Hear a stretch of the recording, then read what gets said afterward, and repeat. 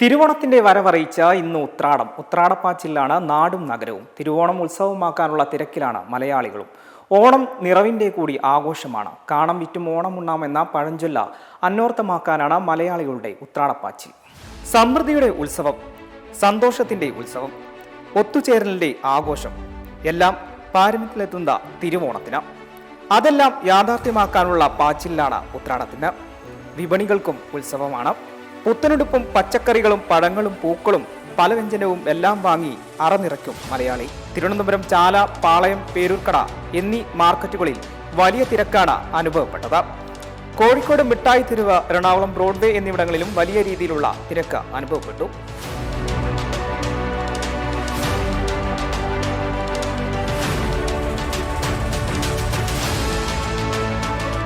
ഓണക്കോടി വീട്ടുകാർക്ക് മാത്രമല്ല പ്രിയപ്പെട്ടവർക്കെല്ലാം കരുതുന്നതും സന്തോഷമാണ്.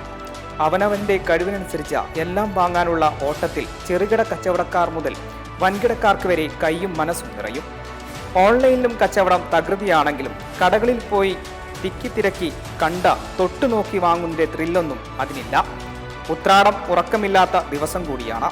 വീട്ടുകാരെല്ലാം ഒത്തുചേർന്ന കായവറുക്കലും അച്ചാറുണ്ടാക്കലും ഇന്നത്തെ ദിവസം. അതുകൊണ്ട് തന്നെ ഏത്തക്കാക്കുല നിർബന്ധമാണ്. ഉത്രാടത്തിന് തുടങ്ങുന്ന ആഘോഷത്തിന് തിരുവോണവും കഴിഞ്ഞ മൂന്നാം ഓണത്തിന് കൊടിയിറങ്ങും. M5 news, Thiruvananthapuram.